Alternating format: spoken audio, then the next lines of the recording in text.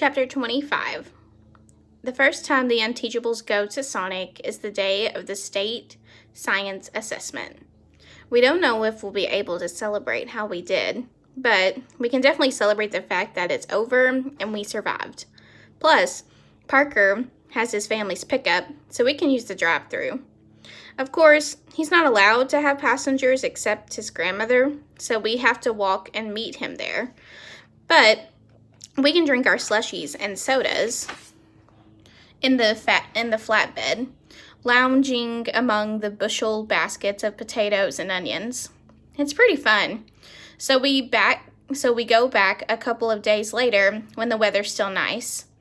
It's a long walk home though, so it's pretty late in the afternoon when I come stumbling through the door, hyped up on sugar, to find Stepmonster in the front hall waiting for me. I'm instantly on my guard. I've been in Greenwich more than a month, and she's never once waited for me. She's always too busy chasing after Chauncey, trying to keep him from spontaneously combusting or flushing himself down the toilet or whatever. What? I ask her.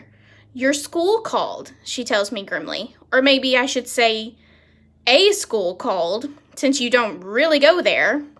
My first instinct is to try to bluff through it. Of course it's my school. Where do you think I hang out every day?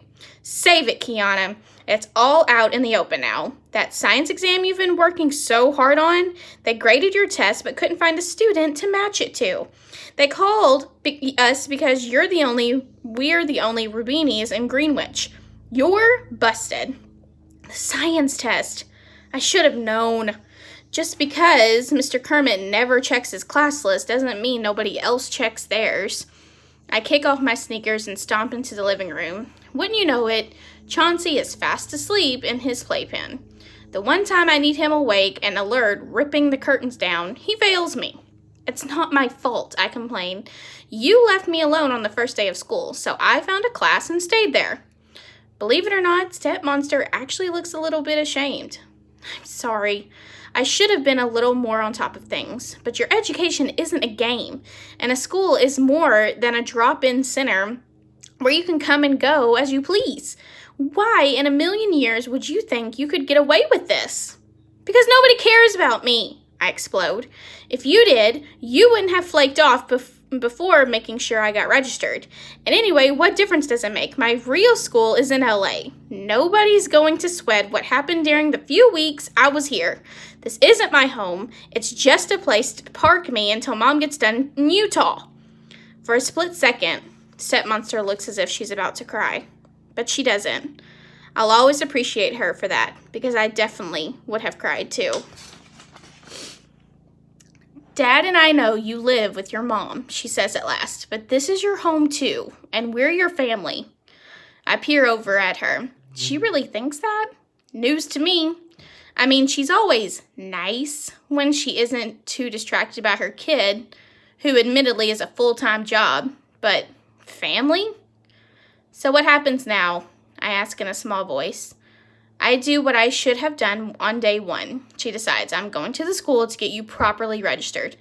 No, I howl. They'll put me in regular classes. They won't let me stay in SCS 8. Why not? Because, I blurt out the only thing I can think of. Because I'm not dumb enough. She's blown away. Dumb enough? I spill my guts. The Unteachables and Mr. Kermit and how we started out a bad class, but we're turning into an amazing one and pretty good friends besides.